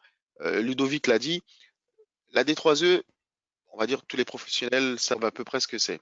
Beaucoup d'utilisateurs aujourd'hui, beaucoup d'acheteurs, ils voient que sur leur facture, il y a éco-contribution. C'est bien. Mais pour nous, l'objectif, c'était de dire, il faut aller un cran plus loin. Il faut qu'on puisse dire à ces utilisateurs-là que quand vous achetez une trottinette électrique, quand vous achetez une gyroroue, dans le prix, dans ce que vous faites, il y a un vrai effort qui est fait par les acteurs pour se dire qu'est-ce qui se passe une fois que la trottinette est utilisée, qu'est-ce qui se passe en fin de vie de la trottinette. Et nous, on doit pouvoir mettre ça en avant, on doit pouvoir mettre de la visibilité sur ce que font les acteurs de la filière. Donc, et puis, je tiens aussi à souligner qu'on a eu pas mal de discussions et pas mal d'échanges, notamment avec Écologique, pour pouvoir discuter d'une mise en lumière spécifique. Allô? Allô? Je semble avoir été coupé. Allô? Pas de souci, on entend très bien. On en a. Non, c'est bon, ok, pardon, je vois tout. Donc, c'était aussi important pour nous de pouvoir dire, bah, non seulement on a mis en place une filière qui va s'occuper de la fin de vie, mais Écologique et le Screlec vont pouvoir nous accompagner aussi dans nos réflexions sur les questions de réemploi, sur les questions de réparabilité, sur toutes ces problématiques-là pour nous qui sommes, on va dire que la fédération est constituée beaucoup d'importateurs, de fabricants, mais aussi d'assureurs. On commence à avoir pas mal d'acteurs on va dire de la seconde vie, mais on a besoin d'être accompagné aussi par des éco-organismes qui savent de quoi ils parlent sur ces aspects-là. Il y a enfin, j'ai un peu perdu le fil de ce que j'allais dire. Mais s'il y a des questions. Jocelyn, conclure sur la question de la mise en œuvre d'un barème avec Écologique. Ah oui, je voulais aborder ça. Merci. En fait, Écologique, on a beaucoup discuté, on a beaucoup travaillé avec Écologique, et c'est vrai qu'avant, on était tout ce qui est micromobilité était dans un espèce de fourre-tout d'équipement de ménager, je crois. Et ça a été de très bonne discussion parce que en fait, les échanges avec le Screlec ont abouti au fait que le Screlec retravaille son barème et nous sorte une catégorie qui soit spécifique à ces engins-là. Et je peux vous dire que pour les échanges que j'ai eus avec les acteurs de la filière, c'est très apprécié parce que déjà ça légitimise, légitimité, ça donne une légitimité à nos engins en disant bah, dans le barème, on a quelque chose de spécifique. On n'est pas dans un fourre-tout global, on a une ligne spécifique avec un coût évidemment qui est adapté, mais au-delà du coût, c'est de dire on a quelque chose qui est visible. On a dans le barème du Screlec une catégorie qui soit une catégorie de nouvelle mobilité et que donc les acteurs, quand ils contribuent, quand ils vont venir payer, quand ils vont venir déclarer leurs engins, ils savent ils ont une certaine reconnaissance. Et ça, c'était très important d'avoir ces discussions-là et d'avoir l'impression que bah, Écologique, c'est de quoi ils parlent, parce que maintenant, ils ont une filière qui soit enfin, ils ont un barème qui est spécifique, et donc on a un acteur, on a un éco-organisme qui sait de quoi il parle quand il parle de nouvelle mobilité. Merci beaucoup. Visiblement, on n'a pas de questions. Si peut-être une question. Non, on n'a pas de questions. S'il n'y a pas de vraiment, questions, j'avais peut-être un petit commentaire à faire sur les questions de réparation et de réemploi liées aux Allez-y, nouvelles je vous en mobilités. prie, très rapidement. Allez-y. Très rapidement, c'est extrêmement spécifique. Vous savez, le problème des trottinettes, c'est qu'on est sur des engins où on a de l'électrique, quand même. Ce sont des engins qui ne sont pas neutres. Donc les questions de réparation de ces engins-là sont très sensibles. Qu'est-ce qui se passe si on répare un engin, qu'on le remet sur le marché et qu'il y a un accident? Parce qu'on n'a pas. Qu'est-ce qui se passe sur la validation de la compétence du réparateur? Aujourd'hui, on n'a rien de spécifique. On n'a pas de s'équiper qui soit un peu comme le réparateur de cycle sur les nouvelles mobilités, ça n'existe pas. Donc pour nous, ce sont aussi des sujets qui vont être très sensibles parce que le marché de la réparation de l'occasion se développe, notamment sur les gros engins à très forte valeur ajoutée. Et à côté de ça, malheureusement, on a des engins qui sont des engins, on va dire, entrée de gamme à très très très faible valeur ajoutée. Pour être très concret, un engin à 150 €, on la répare pas en général, on la jette et puis on la remplace. Et nous, c'est un vrai problème. On travaille beaucoup pour essayer de monter un peu en gamme, monter en gamme, parce que monter en gamme veut dire aussi aller sur des engins qui seront pour lesquels la réparation aurait du sens. Si on est sur des engins à 150 €, bah on a quand même des engins qui sont difficilement réparables Et en plus, pour nous, ce ne sont pas des engins vraiment de déplacement urbain. Soyons très clairs, quand on achète une trottinette à 150 €, c'est du loisir, on est proche du jouet. Donc, on a, nous, des vraies problématiques sur la question de la réparation. Pour se dire, il faut pouvoir monter en gamme parce que pour monter aussi sur des engins qui sont des vrais engins de mobilité, et aussi pour se dire, ces engins-là seront des engins d'autant plus réparables qu'ils auront un certain prix et ils auront une certaine fréquence d'utilisation. Donc, ces questions de réparation et de réparabilité et de réemploi sont extrêmement sensibles pour les nouvelles mobilités. Merci beaucoup. Comme on n'a pas de questions sur la question des enjeux des nouvelles filières, je vais passer à la dernière table ronde. Donc, le point de vue des opérateurs. D'une part, la gouvernance, il va être question d'une part de la gouvernance des opérateurs vis-à-vis des éco-organismes, et puis on va faire un focus également sur la collecte pendant le Covid. Et donc là, je vais donner la parole de nouveau à René Louis Perrier, le président d'Écologique, et à Tess Pozzi, qui est la chargée des relations institutionnelles et développement des marchés des 3E au sein de Richebourg, et qui va également parler au nom de FEDEREC, la fédération des opérateurs. Voilà, René Louis, c'est à vous. Oui, donc je voulais donc sur cette séquence qui va parler des relations entre les éco-organismes et les opérateurs, je veux d'abord insister sur le fait que les opérateurs, avec les collectivités locales, dont on a parlé précédemment, ce sont eux qui mettent en œuvre la filière. Donc les opérations de logistique et de traitement sur le terrain, elles sont réalisées par les opérateurs. Et d'une certaine manière, c'est là que partent 80% ou 70% des contributions qui sont payées par les producteurs. Donc c'est un acteur totalement fondamental dans nos filières. C'est le partenaire avec lequel les éco-organismes doivent travailler pour plusieurs raisons. La première raison, c'est effectivement, c'est ce que je disais, c'est assurer la conformité des opérations. Donc c'est les aspects normes, standards, vérification, audit. Et donc un travail doit être fait avec eux pour définir les conditions d'exécution de nos missions. Et il y a aussi tout un aspect stratégique, hein, ce que l'on cherche à faire avec les filières REP, c'est aussi mettre en place, je dirais, un dispositif de recyclage qui permettra, je dirais, d'aller vers une économie qui est une économie avec moins de matière, je dirais, une économie frugale en termes de matières premières. Et donc, on doit avoir une vision à long terme sur ces technologies de recyclage. Donc, il est très important que les filières REP et la filière D3E en particulier soient bien coordonnées avec les opérateurs qui sont finalement les acteurs qui détiennent la compétence, la technique, les outils pour développer cette filière de recyclage. Et je rappelle, ces filières de recyclage, c'est l'emploi local parce que c'est avant tout de la logistique de proximité, hein, c'est ça qu'on fait, c'est toute la micro-logistique. Ce sont des industries au niveau des centres, industries relativement légères, ou plutôt des centres de traitement, industries beaucoup plus lourdes. Quand on parle d'affinage, quand on veut recréer du plastique ou extraire le cuivre du cuivre à 99,9% de nos matières. Donc il y a toute une chaîne extrêmement importante qu'il faut développer et toute une stratégie qu'on va développer avec les opérateurs. On le fait avec un certain nombre d'outils au niveau de la filière. Donc j'en ai parlé, le comité d'orientation opérationnelle, qui est un outil extrêmement précieux, et le nouveau comité des parties prenantes dont on a parlé, qui permettra finalement d'échanger avec les opérateurs sur les stratégies et les normes.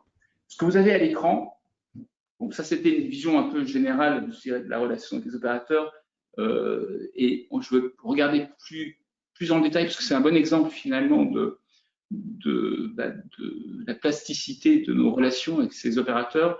Ce que vous avez sous les yeux à l'écran, c'est la fluctuation de notre collecte en déchetterie, hein, c'était juste les déchetteries, d'une année sur l'autre. Donc vous avez 2018 en bleu, 2019 en orange et en gris 2020. La partie pointillée de 2020, c'est une projection, hein, bien sûr, parce qu'on est semaine 29 ou 30, je ne sais plus très bien.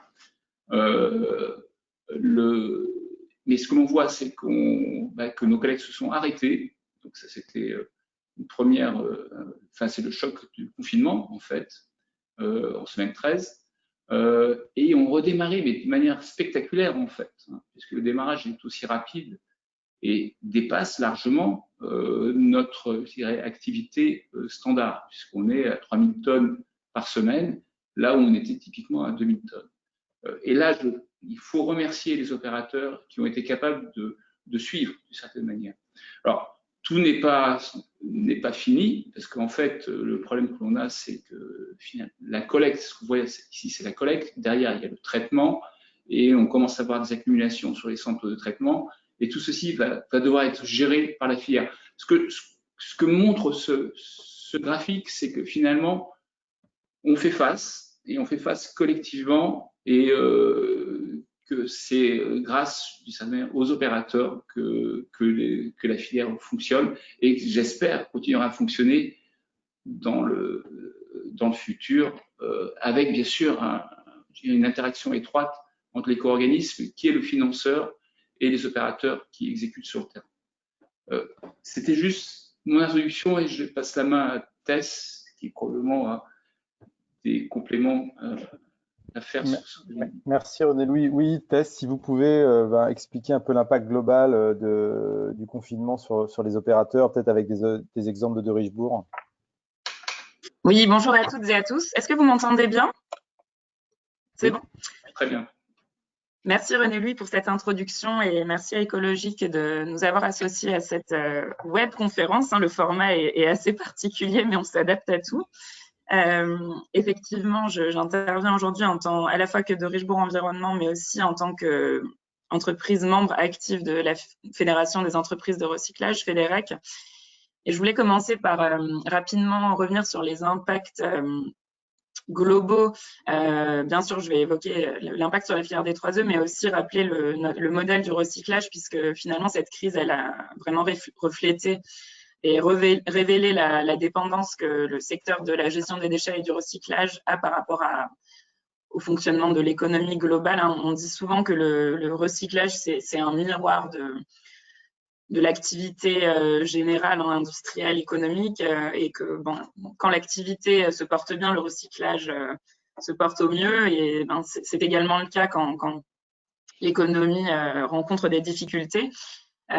Puisqu'on est dépendant à la fois en amont de la production, en tant qu'industriel, on a aussi, on recycle des chutes de production, des chutes de fabrication, donc on est très dépendant de l'activité des usines. Et puis la consommation, on l'a vu sur la filière des 3E, avec une baisse très forte pendant le confinement, à la fois des possibilités de se déplacer pour des achats plus courants et non indispensables, et puis la baisse de l'activité de reprise sur les déchetteries et les distributeurs. Donc la crise était de courte durée finalement sur les tonnages. L'impact sur nos activités a duré 2 mois, on va dire. Le confinement, c'est la première fois qu'on a vu une chute aussi brutale et forte des tonnages que l'on a pu réceptionner. Et on voit bien le pic que montrait René-Louis à l'instant, où par contre, en juin, la reprise est également très brusque, assez inattendue. On a, pendant toute la durée du confinement, eu des échanges très instructifs et assez indispensables avec l'ensemble de la filière. Ecologique en faisait partie, pour essayer entre différents acteurs de la chaîne, que ce soit la distribution, les collectivités, les éco-organismes, les pouvoirs publics et les entreprises de collecte et de recyclage, de partager un peu les prévisions qu'on était en mesure de détenir pour se préparer au mieux à la reprise. On avait justement, pendant toute la période de confinement, une réunion hebdomadaire avec les acteurs de toute la chaîne de valeur qu'on avait dénommé le groupe de travail reprise d'activité des 3E pour se préparer et essayer d'anticiper, puisqu'on voit bien que tous les acteurs ont été pris de court avec cette crise. C'est pas quelque chose qu'on avait anticipé et auquel on était préparé.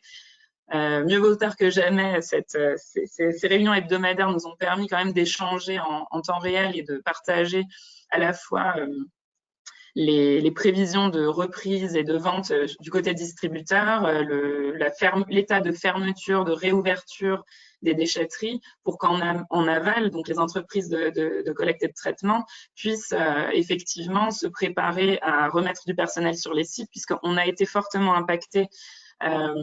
Néanmoins, sur nos activités, on a dû fermer un certain nombre de sites.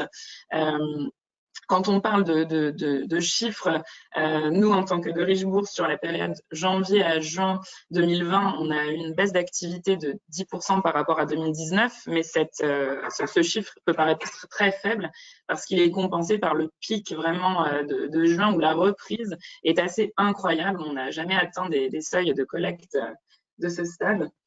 Je suis oui, excusez-moi, 5 secondes. Et donc, c'est aujourd'hui ce qui peut nous poser problème. On assure le traitement, on s'organise entre les sites pour prendre en charge ces flux qui sont très importants, mais on n'a pas vraiment de visibilité sur un retour à la normale, à une certaine stabilité de ces tonnages. Est-ce qu'il y aura un retour à la normale? Il y a eu des publications récemment dans les Échos.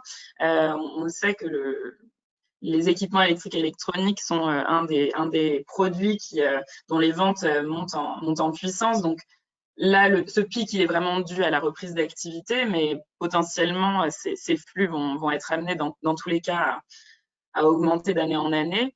Ce qu'on a trouvé très intéressant avec ces échanges qui nous ont permis de partager aussi nos problématiques. Donc, il y avait à la fois ce groupe, cette instance interfilière, mais Écologique nous a aussi vraiment accompagnés de près, puisqu'on avait des échanges très réguliers avec les équipes opérationnelles pour justement se donner de la visibilité, partager vraiment les problématiques rencontrées au quotidien, partager le nombre, vraiment très concrètement, le nombre de sites qu'on devait fermer. On a pu fonctionner pendant quelques semaines avec des stocks de D3E qui étaient sur les sites et qui ont pu pallier pendant quelques semaines à une baisse très forte des livraisons sur les sites. Mais voilà, on était en contact très fréquent pour s'organiser mutuellement, nous de notre côté, et puis donner une visibilité à Écologique pour qu'ils puissent la partager avec l'ensemble de leurs partenaires. Nous, ce qu'on souhaiterait aujourd'hui en tant que membre de la filière, c'est que l'on puisse aussi tirer des enseignements de cette crise. Les activités ont été impactées, mais ça ne nous a pas empêché, en tant que à la fois entreprise et membre de FEDEREC, de suivre et de s'impliquer dans les travaux réglementaires qui ne se sont pas arrêtés pendant le Covid. On a beaucoup parlé de la loi économie circulaire. On a été très sollicité pendant cette période sur des projets de textes réglementaires qui vont sortir pour certains cet été, dont celui sur la gouvernance dans les filières REP. Et par exemple, ce que l'on pourrait envisager avec le comité des parties prenantes d'Écologique, piloté par Écologique, ce serait, et ça c'est une proposition que l'on a discutée avec Jean-Pierre Parisi, qui est le président de la filière des 3E chez FEDEREC, c'est d'avoir un groupe de travail peut-être qui permette de tirer des enseignements et de identifier vraiment les bonnes pratiques que chaque acteur a pu mettre en œuvre pour être mieux préparé lors de la prochaine crise, parce qu'on sait qu'un épisode comme celui qu'on a vécu peut se reproduire, peut-être pas de la même ampleur, puisqu'on aura justement l'expérience de ce que nous avons tous traversé. Mais voilà, pourquoi pas donner une dimension aussi opérationnelle et en mode gestion de crise à ce comité des parties prenantes pour partager vraiment les expériences que l'on a traversées. Et on souhaitait aussi remercier Écologique de sa réactivité. FEDEREC a transmis un courrier fin juin, donc vraiment très récemment, aux éco-organismes pour pouvoir revenir sur l'impact financier de la crise pour les entreprises et de proposer à ce qu'il y ait des échanges individuels. La fédération n'est pas là pour intervenir sur les contrats passés entre les entreprises et les éco-organismes. Il y a eu, voilà, on a attiré l'attention des éco-organismes sur les impacts très concrets. Et voilà, René-Louis Perrier a répondu très rapidement en indiquant qu'il se tenait à disposition des entreprises. Donc, c'est vraiment quelque chose que l'on souhaitait remercier. On sait que ça a été compliqué pour tout le monde, mais on est face à des défis. Encore une fois, la charge, le poids réglementaire et administratif ne s'est pas arrêté. On a beaucoup de textes qui vont nous tomber dessus. On est aussi au niveau européen très touché par la révision du règlement sur les transferts transfrontaliers de déchets, donc qui régit les exportations de nos matières premières de recyclage, avec une volonté de la Commission européenne d'interdire toute exportation hors de l'Union européenne de matières recyclées. Voilà, c'est un vrai défi puisque l'Europe s'est désindustrialisée aujourd'hui et que les débouchés européens ne sont pas suffisants. Donc voilà, on a vraiment de vrais défis à relever et on continue, on aura besoin du soutien voilà, de l'ensemble de la filière sur ces sujets. Juste peut-être un petit mot tous les deux, il y a un petit échange sur le chat. Pour connaître un peu les causes de l'effondrement de la collecte pendant le confinement, a priori, ça serait à la fois dû à une limitation des achats et aussi une sorte de thésaurisation des déchets dans les foyers. Comment vous voyez l'explication? Je peux répondre là-dessus. Effectivement, il y a là sur le graphique qu'on voit, il semblerait effectivement que le creux soit plus important que la bosse. Et donc, il y aurait, et on prévoit effectivement, par rapport à ce qu'on avait prévu sur l'année 2020, une légère baisse de collecte, mais moins importante que celle qu'on avait prévue à un moment. Je veux dire qu'on était en période de confinement, on envisageait je crois que c'était moins 17% de collecte. Là, on serait plutôt à moins 5, quelque chose comme ça, en fait. Donc, la chute semble moins importante. Il est tout à fait vrai qu'on a été très surpris, et ça, Tess en a parlé. On a eu des réunions hebdomadaires post-confinement, dans le confinement et juste post-confinement, pour essayer de suivre le redémarrage justement, et de coordonner le redémarrage de la filière. Et effectivement, dans ces réunions, on a eu le retour post-confinement des distributeurs qui ont vendu énormément en fait, d'équipements électriques et électroniques. Donc, il est tout à fait possible. Là, ce que vous voyez en pointillé sur le graphique, c'est une projection, mais c'est comme toutes les projections, elle est très incertaine. C'est juste une espèce de continuité. On estime sur cette projection qu'on revient à une espèce de normale conforme à ce qu'on avait fait l'année dernière à partir du mois de juillet-août, en fait. Mais ça peut être différent. La courbe peut être différente. Elle pourrait être plus haute si finalement les ventes sont soutenues encore et que les gens continuent à se débarrasser de leur équipement. Elle pourrait être plus haute.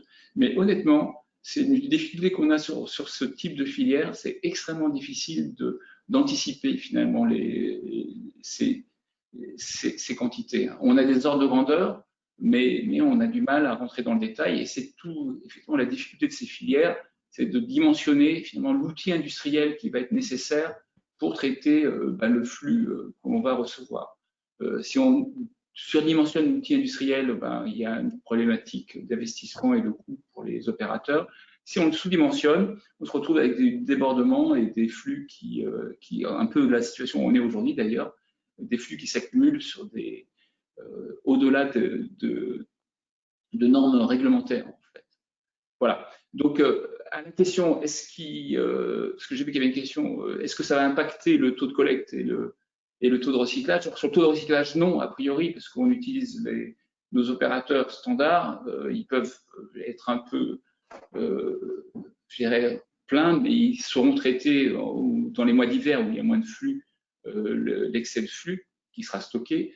Le taux de collecte, oui, va être impacté. Il sera a priori impacté à la baisse parce que la mesure même du taux de collecte européenne, qui s'appuie sur la moyenne des 3 années précédentes, ne prend pas du tout en compte l'éventuelle fluctuation de vente qu'il peut y avoir en 2020.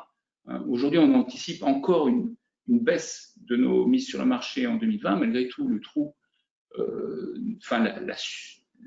l'achat d'électronique ne semblerait pas compenser totalement la baisse de consommation due au confinement. Et donc, on aura un taux de collecte qui va baisser par rapport à celui qu'on a aujourd'hui. Donc, aujourd'hui, on était autour de 53%. La projection que j'ai aujourd'hui nous mettrait autour de 50% de taux de collecte. C'est-à-dire qu'on s'éloigne de l'objectif européen, mais je pense que l'objectif européen a un défaut de mesure. C'est une des discussions qu'on a aujourd'hui avec les pouvoirs publics. Il faut trouver la bonne mesure pour finalement qu'on mette en place les bons dispositifs. Merci beaucoup René Louis. On arrive au terme de ces différentes tables rondes qui seront, enfin comment dirais-je, un certain nombre d'éléments, vous retrouvez un certain nombre d'éléments dans le rapport annuel d'écologie qui va être mis à votre disposition aujourd'hui, je crois. Et donc, pour conclure, je vais donner la parole à Bertrand, Ludovic et René Louis et vous remercier toutes et tous de votre participation. Bertrand. Oui, merci. Moi, ce que je retiendrai de nos échanges est un peu la perspective et la projection des choses à faire à l'avenir. Je dirais que on attend finalement du dispositif REP d'évoluer et on attend que tout le monde finalement contribue à cette évolution et travaille ensemble pour mettre en place les choses de manière efficace. Il reste quand même beaucoup de choses à faire.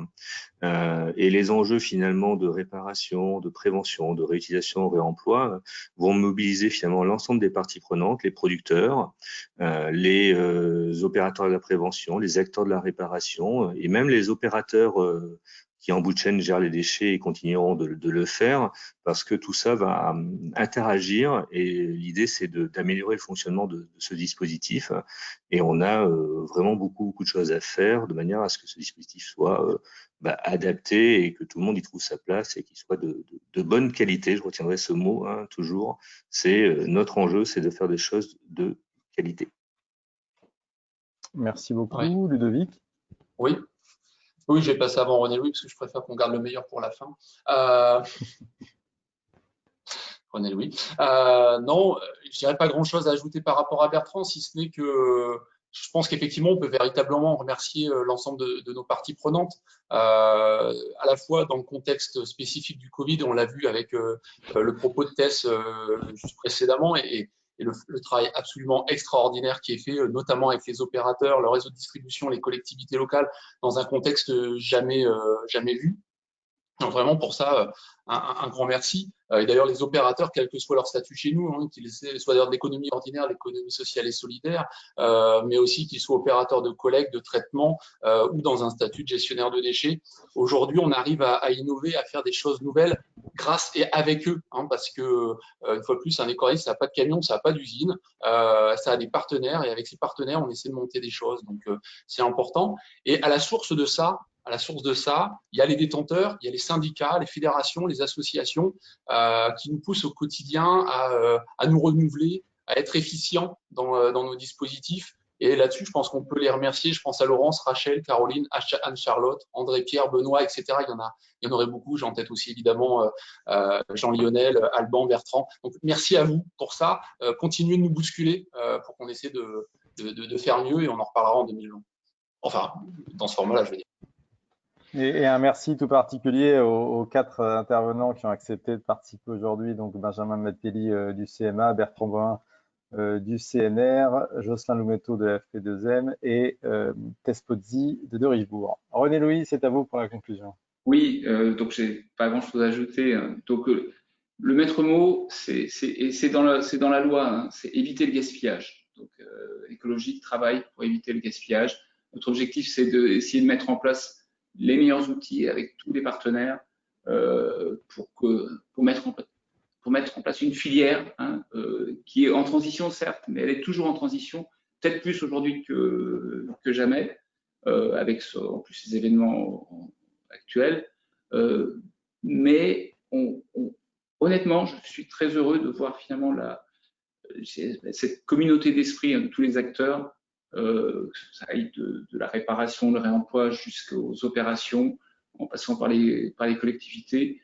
Et je suis sûr qu'on arrivera à mettre en place une filière très performante. Elle est déjà performante en France, hein, sincèrement, mais on va pouvoir l'améliorer encore et en faire un modèle, en fait, hein, un modèle pour un fonctionnement, je dirais, qui préserve l'avenir. Voilà, je voudrais vous remercier tous pour votre présence et pour la collaboration de ceux qui ont permis de faire ce webinaire. C'est un format un peu nouveau pour nous, hein, c'est quelquefois un peu difficile. J'espère que ça fonctionne, parce que si ça fonctionne, c'est quand même un outil assez puissant qui permet finalement d'échanger sans, je dirais, à énergie basse, je veux dire, d'échanger de manière très large sur différentes idées. Voilà, merci beaucoup et au revoir à tous. Merci, à bientôt.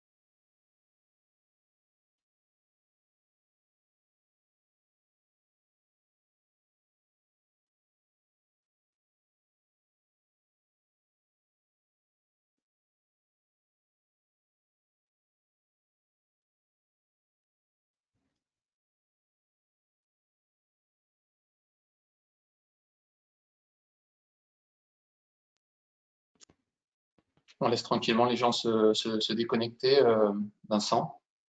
Ouais. Hein.